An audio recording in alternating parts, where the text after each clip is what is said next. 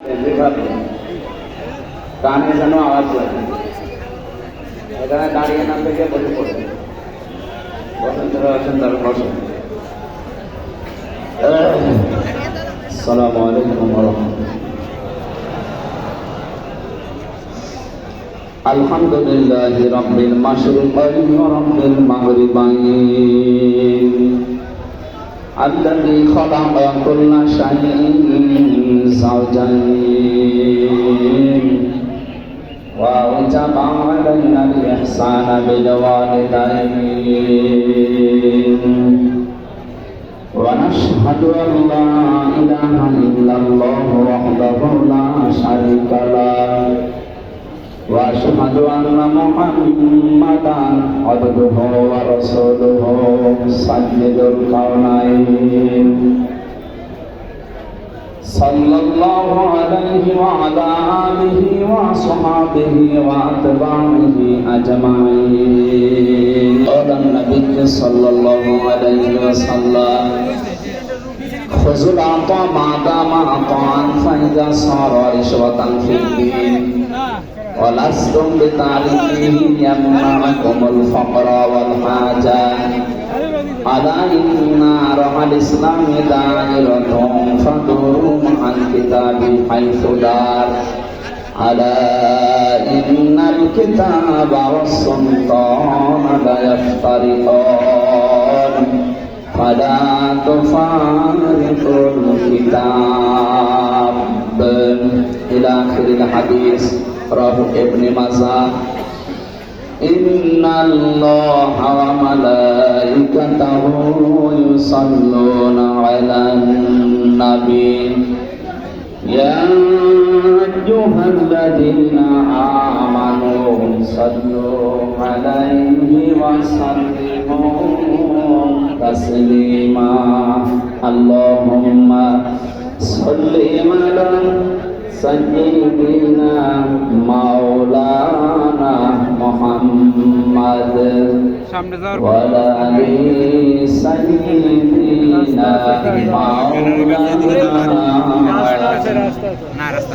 জীবনে কখনো তুমি মিথ্যা বলনি, তাই তো তোমায় পেতে কাঁদে ধরণী। তোমারই মতো নেতা পেলেও গফত সুখে গোলা চামে দিব। আলহামদুলিল্লাহ। গাজীপুর জেলার কালীগঞ্জ থানার অন্তর্গত চোপাই এলাকাবাসী কর্তৃক আয়োজিত 11 দিন ব্যাপী ঐতিহাসিক তাফসীরুল কোরআন মাহফিলে আজকের এই নবমতম দিন, পঞ্চমতম দিনের সম্মানিত সভাপতি জনাব সেলিম শেখ করতাম। বিশেষ করে 15.5 বছর এই কঠিন অবস্থা থেকে এই মুক্ত জীবনে যিনি ফিরিয়ে দিলেন, খালাকাল ইনসান আল্লামাহুল বায়ান। বলেন আমি মানুষ বানিয়েছি আর কথা বলা শিখিয়েছি। বিজ্ঞান এখন প্রমাণ করছে মানুষে কথা বলতে পারে, যে কয়েক ইঞ্চি জায়গা কণ্ঠে, এখানে প্রায় 27টা স্তর আছে। এই 27টা স্তরে ধাক্কা লাগার পরে একটা কথা তৈরি হয়, সুবহানাল্লাহ। আর হাদিস শরীফে এসেছে প্রত্যেকটি স্তরে একজন করে ফেরেশতা বসে আছে। এর কাছে ও ওর কাছে, ও ওর কাছে, এভাবে দিতে দিতে 27 নাম্বার জায়গায় যখন ধাক্কা লাগে তখন আল্লাহ কথাটা দুনিয়ায় বের করে দেয়। পৃথিবীর কেউ আপনাকে কথা বলা শেখায়নি, কথা বলা শিখিয়েছে কে? মানে আমাদেরকে কথা বলার মতো যে যোগ্যতা দিলেন, যারা কথা বলতে পারেন শুকরিয়া আদায় করেন আলহামদুলিল্লাহ। 11 দিন ব্যাপী তাফসীরুল কোরআন মাহফিল আমার মনে হয় বাংলাদেশে আরেকটা আছে চট্টগ্রামের চনতি, 19 দিন ব্যাপী। এছাড়া আমাদের এই ভূখণ্ডে, আমাদের এই বাংলাদেশে এত বড় মাহফিল বাংলাদেশে আর নেই। গাজীপুরের মানুষকে ধন্যবাদ জানাই, বিশেষ করে কালীগঞ্জ থানার মানুষদেরকে। কোরআনের জন্য আপনারা জান প্রাণ মন সব উজাড় করে দিয়ে দু হাতে বেলাচ্ছেন আপনাদের এই কোরআন প্রচারে টাকা পয়সা গুলো। বিশ্বনবী জানিয়েছেন 3টা জায়গায় যদি কেউ অর্থ খরচ করে কিয়ামতের দিন তার হিসাব দেওয়া লাগবে না।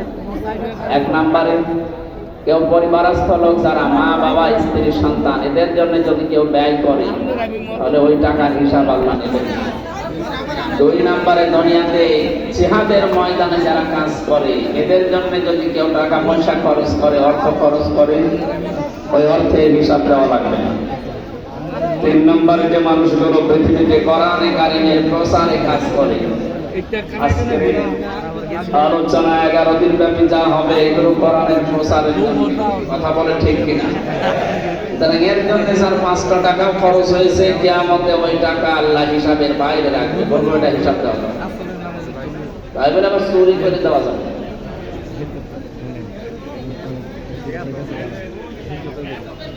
সে এক লোক যাচ্ছিল গরু নিয়ে গভীর রজনীতে, ইমাম সাহেব তাহাজ্জুদের নামাজ পড়তে উঠে দেখে লোকটা গরু নিয়ে যায়। বেটাই কোথায় যাস? গরু নিয়ে আসলাম চুরি করে। গরু চুরি করে নিয়ে আসতেছে আবার আমার সাথে বলো কালকে দাঁড়ায় হুজুর এই চুরির জন্য আপনি দায়ী। আমি দায়ী মানে গত সপ্তাহে জমার দিন যেভাবে আলোচনা করছি কোরবানি দিলে পশমে পশমে সওয়াব হয়। আমি তো গরিব মানুষ, টাকা পাবো কোথায়? মামার বাড়ি থেকে গরু চুরি করে নিয়ে আসতেছি সকালে কোরবানি। ইমাম সাহেব ধমক দিয়ে বলে বেটা আরে কোরবানি দিলে তো গোনা হবে চুরি করা গরু। আমি জানি আপনি যে হাদিস বললেন প্রতিটি পশমে সওয়াব হবে একটা একটা করে, চুরি করলে গোনা কতই হবে। যাই হোক প্রত্যেক পশমে পশমে সওয়াব, গোনার সওয়াব কাটাকাটি হয়ে যাবে, মাঝখানে গোশত গুলো আমার খাও।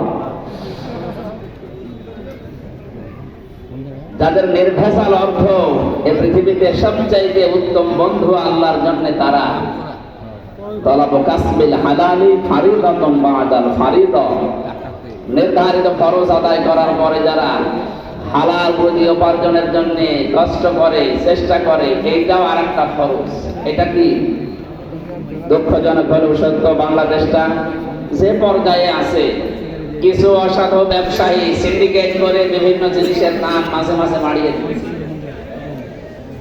সিন্ডিকেট করে যারা জিনিসের দাম বাড়িয়ে দেন আপনি আল্লাহর কাছে যা দেন বলেন বলেন এই জুলুম যারা করছেন আপনার এই সিন্ডিকেটের মাধ্যমে হয়তো অর্থ সম্পদ কামাই হচ্ছে আমরা জানি। আপনার এই টাকা আপনার বউ আপনার ছেলে মেয়ে খরচ করার জন্য ভোগ করার জন্য তারা 2 পায়ে খাড়া হয়ে দাঁড়িয়ে আছে, এটাও আমরা জানি। কিন্তু এর দ্বারা যে গোনা হয়ে যাচ্ছে এই অপরাধ এই গোনা এই পাপ একটাও আপনার সন্তান স্ত্রী কেউ বহন করতে রাজি না। এই জন্য পাগলামি যারা করছেন বিবেকটা কাজে লাগাবেন। এই জন্য আমার আজকের আলোচনার বিষয় হচ্ছে বিবেক। কি বললাম? বিবেক যদি কেউ কাজে লাগাতে পারে সে রাস্তা হারাবে না, রাস্তা পেয়ে যাবে। কোন রাস্তা? জান্নাতের রাস্তা। কোন রাস্তা? আমরা ওই রাস্তায় যেতে চাই, এই জন্যই তো এত বড় আয়োজনে আঞ্জাম দিয়েছে এলাকার মানুষেরা। হয়তো এখানে 100 বছর পরে কেউ থাকবো না, আমরা সব মাটির নিচের বাসিন্দা হব, আর এখানে একবার নতুন প্রজন্ম এসে এই জমিন চাষ করবে। এই যে মানুষ আমরা লক্ষাধিক মানুষ বসে আছি এরা কেউ জাহান্নামে যেন হয়ে না যায়, এই বিবেকটা যেন আমরা কাজে লাগাতে পারি সেই বিষয়ে কোরআন কি জানিয়েছেন, নবীজির হাদিস কি বলছে সেই কথাগুলো আজকে অল্প সময়ের ভেতরে শুনতে চেষ্টা চালাবো। আমা তাওফীক ইল্লা বিল্লাহ। কোরআনে কারীম যারা শুনতে এসেছে বাড়ি থেকে পর্যন্ত নিয়ত করে যে আজকে আমি কোরআন শোনার পরে ভালো হয়ে যাব, এই নিয়ত আমাদের আছে না? এই নিয়ত আছে না? আল্লাহ রাব্বুল আলামিন বলেন ওয়াল্লাযীনা জাহাদু ফীনা লানাহদিয়ান্নাহুম সুবুলানা ওয়া ইন্নাল্লাহা লামাআল মুহসিনিন। সূরা আনকাবুতের শেষ আয়াত, এটা 69 নম্বর আয়াত। রব্বুল আলামিন বলেন এই পৃথিবীতে কেউ যদি আল্লাহকে পাবার জন্য রাস্তা অবলম্বন করে ওই মানুষকে আল্লাহ হেদায়েত দেওয়া